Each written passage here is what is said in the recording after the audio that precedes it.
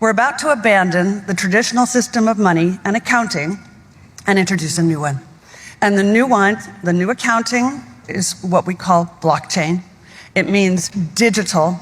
It means having a almost perfect record of every single transaction that happens in the economy, which will give us far greater clarity over what's going on. It also raises huge dangers in terms of the balance of power between states and citizens. We are shifting to a new financial system, but the general population is not shifting to a new financial system. It's shifting to a control grid.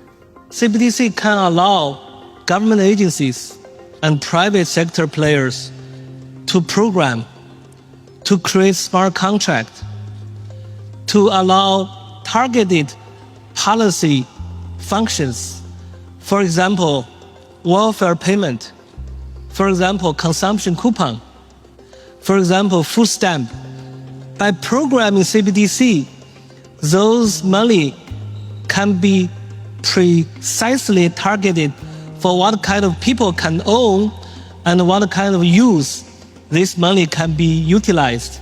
A key difference with the CBDC is that central bank will have absolute control on the rules and regulations, and also we will have the technology to enforce that.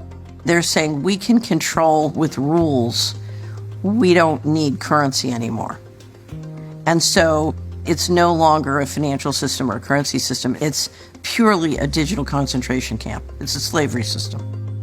When Catherine Austin Fitts talks, we should listen. She's a former high-level investment banker in New York and held senior office in the first Bush administration in Washington.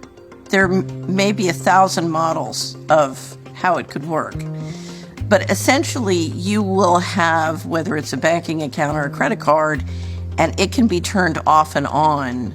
So my incentive system is not you go to work and work hard and you get money.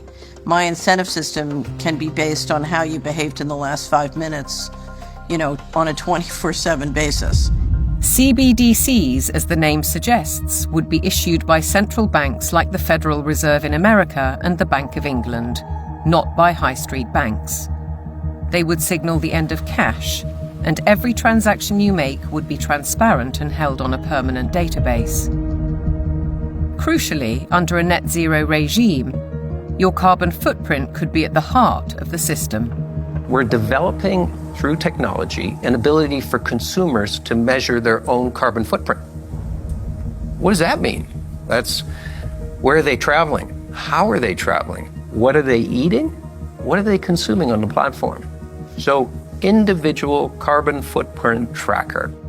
This can be the infrastructure for a carbon credit system. It's totalitarian control, and if people don't become aware of it now, it's going to be too late to backtrack. In an unknown future, one thing is certain. Digital IDs are essential to the project. If they become compulsory, data on every detail of our lives will be monitored, stored, and monetized. Nothing, but nothing, would be private.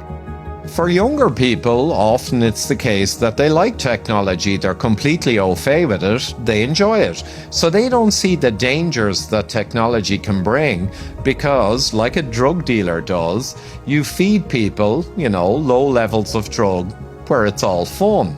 And then later, when you have them addicted, you feed the hard stuff and that destroys their life. So in a similar way, all of this technology is currently pretty much nice, but when the central bank digital currency comes in and the control comes in and the censorship systems, then the younger people will realize all too late in many cases that they've walked themselves into a trap.